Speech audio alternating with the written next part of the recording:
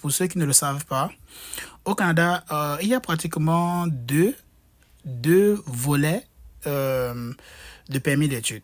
Donc, le premier volet, tout simplement, c'est le volet étudié au Canada en tant que francophone. C'est un volet qui est tout simplement disponible pour les francophones qui vont venir étudier dans certains collèges et universités qui ont été bien choisis dans des provinces hors du Québec. Donc, cela donne la possibilité à ces étudiants-là de pouvoir étudier pendant 2 ans dans ces collèges et universités qui ont été choisis et ensuite avoir l'accès à la résidence permanente. L'autre avantage avec ce volet, tout simplement, c'est que dès lors que tu fais ta demande d'admission et que tu es admissible pour le programme pilote, alors ce qui se passe, c'est que l'établissement scolaire, l'université ou bien le collège qui a été choisi va simplement te donner une lettre d'acceptation. Et à l'intérieur de la lettre, ils vont préciser le fait que tu as été admis sous le nouveau programme pilote. Là, ça permet tout simplement aux agents d'immigration au niveau du IRCC de savoir que celui-ci ou le candidat ou la candidate-ci fera partie du programme pilote. Donc, ils feront partie des personnes que, après leurs études, pourront faire une demande de résidence permanente. Vous voyez un peu?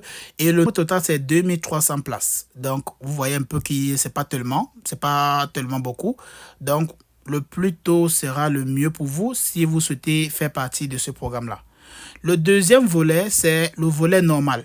Le volet normal, tout simplement, c'est au cas où si vous faites une demande dans un établissement et vous voulez participer au programme pilote. Mais on vous dit, bon, écoutez, les places sont déjà terminées ou bien il n'y a plus de place pour le programme pilote. Ça sera soit vous patientez pour la deuxième édition, normalement le deuxième volet qui sera d'ici pour 2025-2026, ou bien vous pouvez toujours faire une demande de permis d'études sur le volet normal. Le volet normal, ce sera celui-là auquel vous allez faire une demande d'admission, peut-être dans le même collège ou même université, mais vous devez absolument faire une demande de lettre d'attestation provinciale. Alors, pour ceux qui seront sur le programme pilote, ils n'auront pas besoin de lettre d'attestation provinciale, mais pour ceux qui seront sur le volet normal, auront besoin d'une lettre d'attestation provinciale pour faire la demande de permis d'études. Donc, voilà la différence entre le programme pilote et le volet normal. Il y en a d'autres, mais je pense que j'ai déjà assez fait des vidéos par rapport à cela. L'autre volet aussi important, c'est venir étudier au Canada en tant qu'enfant mineur. Donc, si vous avez un enfant, quand il parle d'enfant ici, je parle bien évidemment 17 ans et moins, hein. Disons que vous avez un enfant et vous voulez que l'enfant vienne étudier au niveau du Canada. Donc, vous, le parent, alors ça sera aussi une opportunité pour vous, le parent, soit de venir tout simplement au Canada avec l'enfant. Donc, ça veut dire l'enfant aura bien évidemment 16 ans ou max 17 ans. Alors, toi, le parent, tu peux venir avec un visa visiteur pendant que l'enfant vient avec un permis d'études. Tu vois un peu? Ou bien, si vous n'avez pas assez de moyens pour venir tous les deux, alors vous allez simplement désigner un tuteur légal au Canada et remplir les documents qu'il faut pour que le tuteur puisse être assigné par IRCC que oui, l'enfant va venir rester chez lui ou chez elle pendant la période d'études. Ici, vous pouvez voir clairement les différents âges de majorité dans différentes provinces du Canada. Donc, c'est un peu ça. Maintenant, on va y sortir. Donc, je pense que le plus important, j'ai précisé déjà, que si vous avez un enfant de moins de 17 ans, entre 17 ans et moins, alors oui, vous allez devoir accompagner l'enfant. Si vous avez les moyens, vous, le parent, vous allez venir avec un visa visiteur et l'enfant va venir avec un permis d'études. Maintenant, pour ceux qui vont suivre le programme pilote, pour pouvoir obtenir l'accès direct, alors sachez qu'il y a certains pays qui ont été choisis pour cela. Vous voyez un peu? Donc, on va aller rapidement pour que vous voyez quels sont les pays qui ont été désignés pour suivre ce programme-là. Ici, qui peut présenter une demande? Conditions d'admissibilité.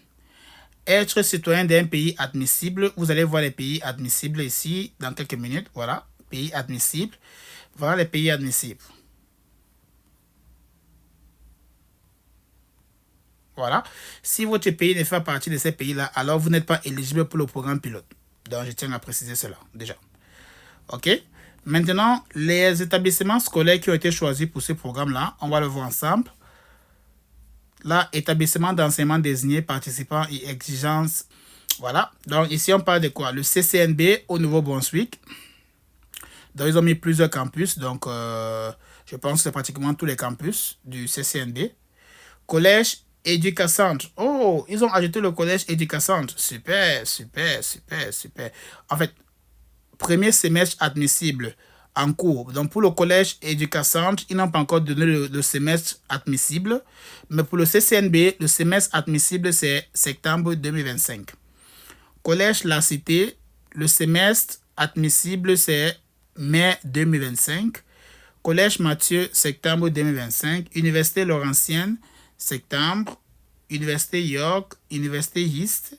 Université de Moncton, c'est janvier 2025. Donc, je pense que pour l'Université de Moncton, il n'y aura pas d'opportunité pour janvier 2025. Donc, je vous avais prévenu par rapport à cela. Heureusement, il y a certains qui avaient déjà lancé leur candidature pour l'Université de Moncton. Donc, pour d'autres personnes, désolé, mais ça ne sera plus possible. Université de Regina. Oh, ils ont mis Regina. Oh, super. Septembre 2025. Université d'Alberta. Donc, c'est pas terminé. On va aller sur le suivant. Université de l'Ontario français. OK, OK. Et ensuite, Université d'Ottawa. Donc, voilà les différentes universités qu'ils ont choisies et collèges qu'ils ont choisis pour ce programme-là. Donc, la somme d'argent diffère par groupe. Vous voyez un peu.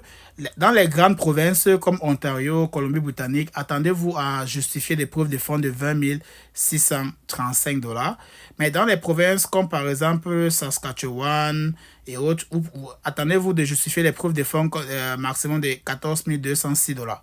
Donc, voilà un peu d'autres choses que vous devez absolument savoir par rapport à ce programme pilote-là. Voilà. Donc, sinon, au-delà de ça, l'autre point important, je disais tantôt, c'est le fait que sur le programme pilote, vous n'aurez plus besoin de la lettre d'attestation provinciale. Vous n'aurez plus besoin de cela. Voilà. Mais ceux qui vont suivre le volet normal, ils auront besoin de la lettre d'attestation provinciale. OK. Donc, je pense que c'est la précision que je voulais faire aujourd'hui pour que ceux qui me posaient des questions là, vous avez la réponse à vos questions. Et j'espère que vous allez profiter de ce programme-ci.